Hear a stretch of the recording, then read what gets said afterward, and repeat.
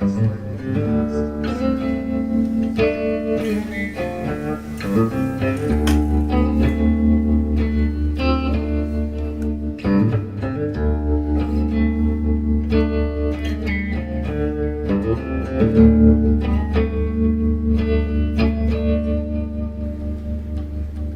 of you have probably seen illustrations of the statue that Nebuchadnezzar built that Daniel writes about. And there's a head of gold and breast and arms of silver, and there are different layers of mankind's kingdoms over time.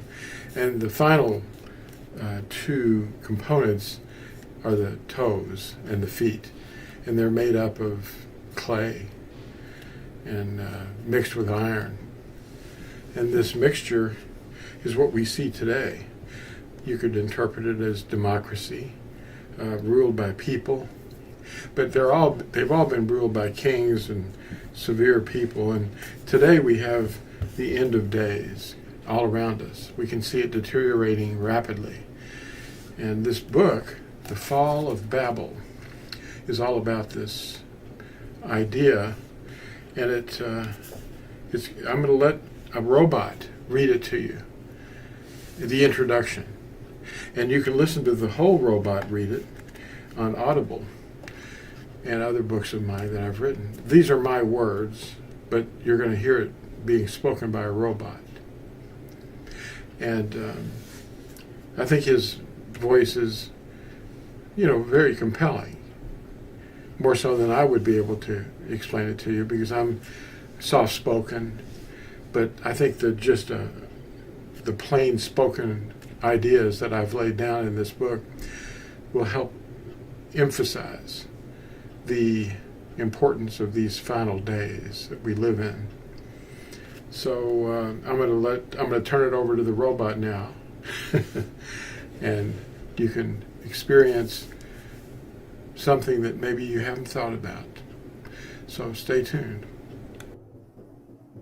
This title is narrated with virtual voice, computer-generated narration for audiobooks. Fall of Babel by Lew White. Introduction to The Fall of Babel. The adversary has been deceiving the whole world for thousands of years, and the time of the end is now approaching. A new reign is being announced, and the name is going to strike the foundations of the reign of Babel, the current world order. The crowds will accept the Antichrist.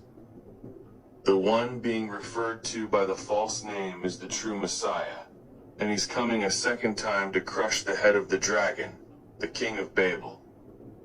A fake will show up using the name Jesus, a name less than 500 years old, empowered the dragon. Most will be deceived, even some of the elect. The fact that the one name given under heaven is Yahusha, in Hebrew, I am your deliverer, does not upset people. What upsets them is that his name is not Jesus, Isis, or Isis. Dresden James expounded on how the web of lies affects the crowds. A truth's initial commotion is directly proportional to how deeply the lie was believed. It wasn't the world being round that agitated people, but that the world wasn't flat. When a well-packaged web of lies has been sold to the masses over generations, the truth will seem utterly preposterous, and its speaker a raving lunatic.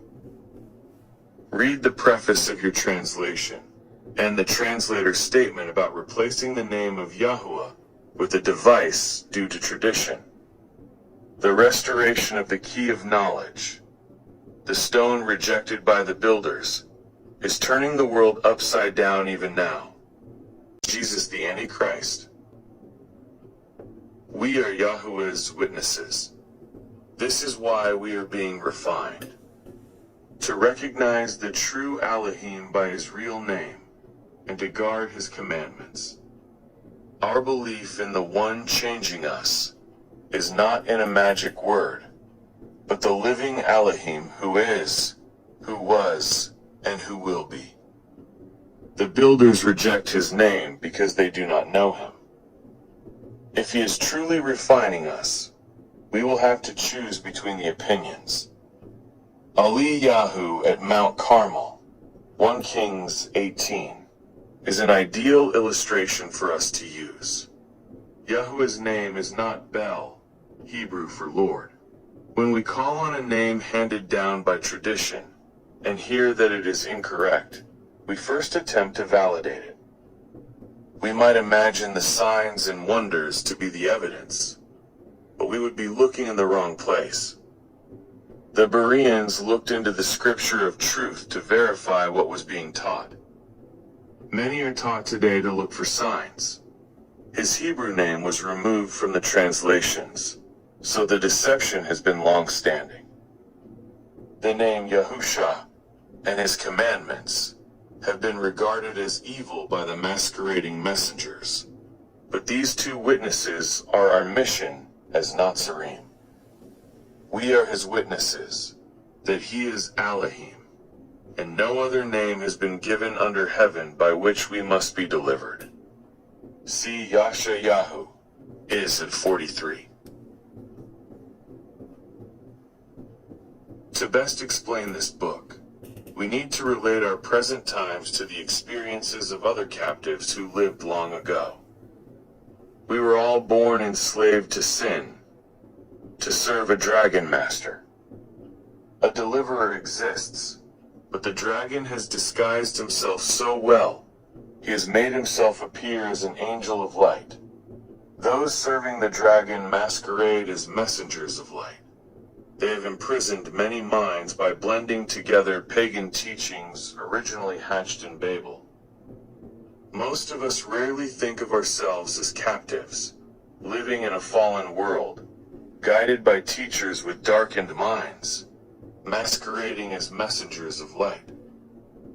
All the cultures of the planet share a common origin: Babel. The first king on the earth was a rebellious tyrant named Nimrod. All sun deities are babbled forms of his name, and the customs of the nations stem from a single source: the worship of the host of heaven, astrology. Children absorb their parents' language and traditions without question. People are suddenly searching for the truth, and knowledge is increasing. Ignorance is a choice,